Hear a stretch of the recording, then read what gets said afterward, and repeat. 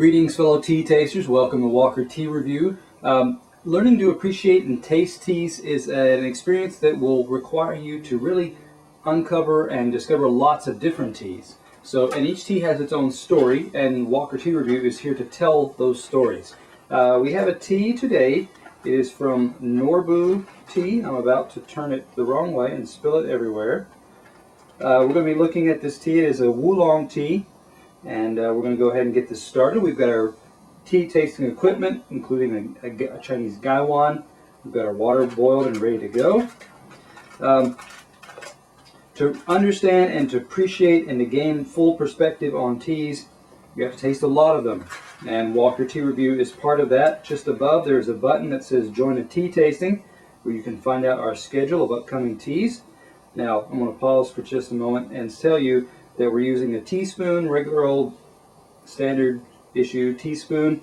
We're going to put in about enough. If you flatten this out, it would cover, the full bottom of the teaspoon, and that covers the bottom of our gaiwan. This gaiwan is about 4 ounces.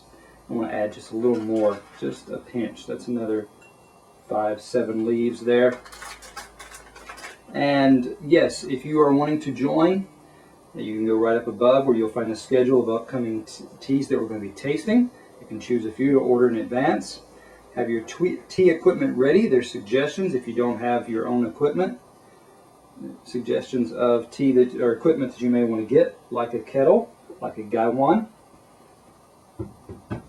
And then you'll also get the full experience of the tea. You'll talk about the dry leaf, the wet leaf, the liquor. There's lots of flavors, there's perspective to be gained from each of those aspects of the tea. We're setting this aside to let it steep. We're going to talk about this tea for just a moment.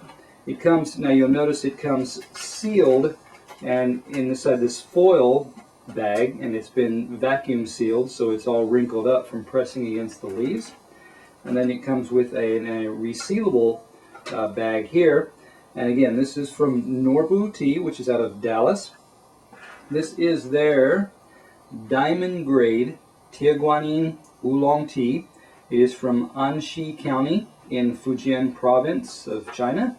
This is their fall harvest 2009.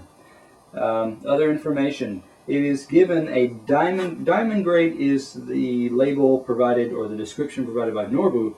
The product page also tells us that diamond in this case refers to a AAA rating, and this is a score or a rating that you may find across other Tiaguanins, other oolongs like this, and the AAA gives you the rating for the aroma, and the more A's it has in front of it, the higher the strength of the aroma or the quality of the aroma. Okay, 25 grams, which is this size here, which is, as it says, 0.88 ounces for $7.75. Okay, now we are going to start looking at these leaves and talking about the dry leaf a little bit. A good, lightly oxidized Tiaguanin like this, lots of floral aromas coming off, so you're getting some kind of I don't know, it kind of reminds me of a little bit of like a edamame, the green soybean that you may get in some Japanese restaurants. Also factors or plays into Chinese cuisine. If it were sweet, if it were fresh, lightly boiled maybe, you might get this kind of sweet green type of smell coming off. Almost on a border with hyacinth, also coming out in this as well. Hyacinth is a flower I look forward to smelling in the springtime. So hyacinth, edamame, those are your two kind of dominant smells coming off. You look at your dry leaf. What do we have to tell about this? You're getting bold green, yellow colors, very bright, vibrant, bright. Some deep, rich greens, some emerald greens that move over towards the yellowish green, or I should say green-yellow. It's more green than yellow.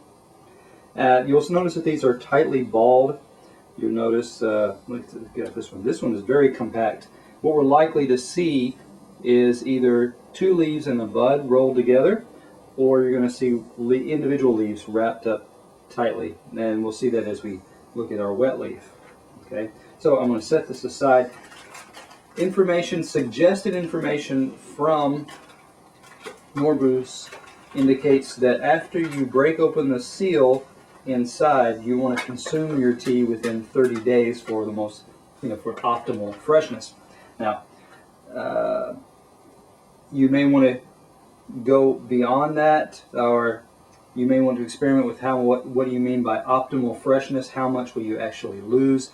If you're keeping in a fairly regular temperature, you want low humidity, you may be able to keep it longer than that, or you may just want to get a smaller size if you want to keep it fresh, and use that and before you move on to your next order. Now we're going to go ahead and pour, and as we pour with a gaiwan, fairly simple. Take your lid, push it over to one side so that what is the left side for me, your right is going to angle down lower. It gives you an opening here at this other side, what air is going to come through when you pour. Index finger on top of the lid, your middle finger and thumb are holding the rim, and you pour thusly. Now if you feel like it's pouring too slowly, of course you just slide that back a little bit more so your opening's a little bigger. That's going to pour a little more smoothly. There we are. We're using a wine glass, by the way, simply because it allows us to look at the color together, to stick your nose into the cup and get a deep smell also. Now let's play around with these wet leaves and see what we have first. Let's see what kind of smells we have.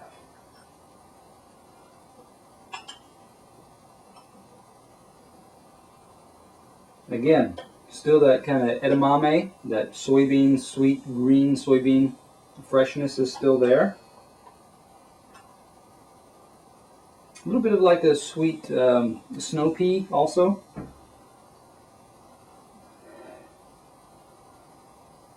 Yeah, so I would say there's still a fairly strong sweetness. Get a bit of a kind of a green vegetable in there as well. So it's floral green vegetable. If you look at your wet leaf, as we're going to look at now, remember this is a fall harvest. We're kind of expecting larger leaves, and here's an example. This leaf is pretty large. We got, let's say, inch and a half, 2 inches there, connected to another leaf. So we had, like we were predicting, leaf pairs, leaf sets. Another one here. Our leaves have gotten kind of chewed up, and that I suspect is from some of the processing and the rolling aspect. It may have crushed or damaged these leaves to a certain extent. You're not seeing a lot of redness or oxidation on these leaves. They've been stopped from that fairly quickly. Notes from the Norbu website tell us that this tea was not actually roasted, it was heat dried, probably involving either an oven or a blower with very hot air.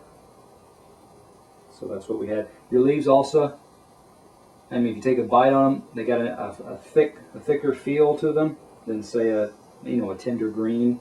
So that really kind of covers our wet leaf and what we have there. I'm going to move on to our liquor here. Take a good swirl of this, kind of get the air in there. Get our colors to kind of move around. We got a nice rich yellow green. It's bright. It's vibrant. If you pour your tea and you let it sit there and it cools off, and even if you leave it for hours, it gets duller. It gets kind of a brownish tinge to it. So, and if you find teas that you pour freshly and they get that kind of color, that's a first sign that something may be off. But we've got a good color here. Still vibrant floral type vegetable notes coming off the smell here.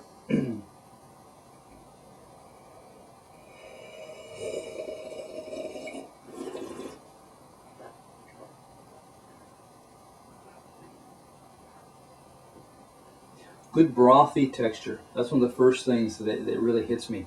It feels smooth in your mouth. There's a coating that comes over, and it doesn't come off as drying. It just comes off as a little bit thick, a little bit lightly buttery, chicken soup type thickness. With that, you're getting that hyacinth. You're getting some of that edamame, some of that green soybean. So that's a nice combination. That's a nice mix there. The aftertaste, I'm still tasting it. It still gives that faintly green vegetable sweetness. The hyacinth is in there as far as the aroma. Not as not the presence is not that strong, but still, it's you're aware of it. It's gentle. It's like you've walked past a garden with flowers in it, and you've just that smell lingered in your nose for just a little bit.